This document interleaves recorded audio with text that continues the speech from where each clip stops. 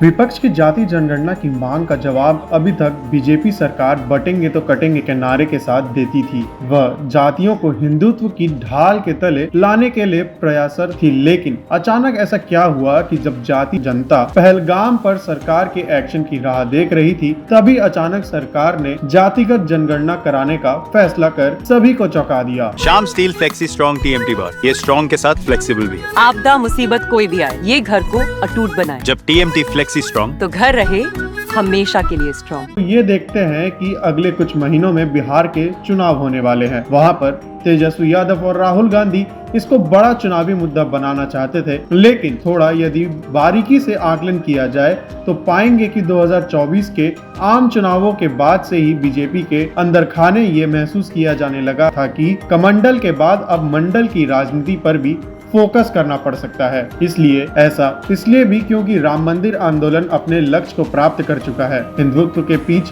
उत्तर भारत में बीजेपी की प्रचंड कामयाबी के साथ ही सैचुरेशन के स्तर पर पहुंच चुकी है, लेकिन यूपी में लोकसभा चुनाव के दौरान अखिलेश यादव और कांग्रेस का PDA कार्ड सफल रहा, बीजेपी पिछड़ गई। इसी तरह मराठा आंदोलन की पृष्ठभूमि में महाराष्ट्र के चुनावी नतीजे बीजेपी के अनुकूल नहीं रहे, लिहाजा इसकी काट में जब पिछले नवंबर में यहाँ विधानसभा चुनाव हुए तो बीजेपी का बटेंगे तो कटेंगे पोस्टर वहाँ की सियासी सुर्खियां बना। ये स्टाइल का मामला है। रूपा फ्रंटलाइन।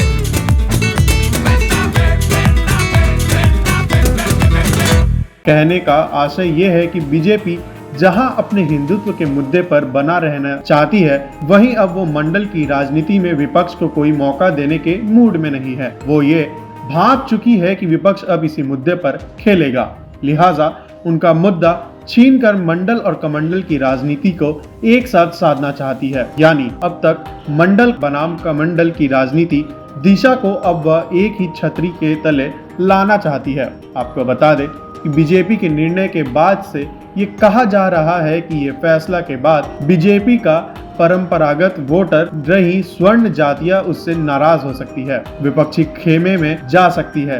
इस सवाल तो इस तरह से देखा जाना चाहिए कि जाति के मुद्दे पर अब बीजेपी का स्टैंड भी क्लियर हो गया है, लेकिन बीजेपी का मामला इसलिए अलग है क्योंकि यही एकमात्र पार्टी रही है जिसने सवर्णों में EWS कैटेगरी के तहत 10% आरक्षण देने का काम किया। दक्षिण में राज्य जनसंख्या के आधार पर परिसीमन के मुद्दे को लगातार उठा रहे हैं। जातिगत जनगणना होने से इस मुद्दे की धार कूद को हो सकती है, क्योंकि अभी तक आधारिक जाति जनगणना के आधार 1931 रहा है। जनगणना होने से उत्तर भारत में भी OBC के नंबर्स में उल्लेखनीय वृद्धि होना लाजमी है, लिहाजा ये सवाल उठेगा कि इनकी सीटों में इजाफा हो। जाहिर सी बात है ये संख्या उत्तर भारत में ही सबसे ज्यादा बढ़ेगी, कारण उत्तर बनाम दक्षिण की परिसीमन की लड़ाई खत्म हो सकती है। आपको बता दें कि संघ का इस मामले में रुख ये रहा है कि जातीय जनगणना कराने में कोई हर्ज नहीं है, लेकिन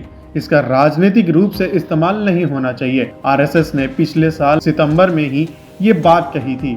संघ की दरअसल सोच ये है कि सरकार के पास जातीय आंकड़ा होना चाहिए, तभी वो अपनी कल्याणकारी योजनाओं को वास्तविक लाभार्थियों तक ही सही ढंग से पहुंचा सकती है। इनके बारे में सटीक जानकारी होने से ये संभव है। आशा करता हूँ ये वीडियो आपको पसंद आई होगी। पसंद आई हो तो चैनल को सब्सक्राइब करना ना भूलें।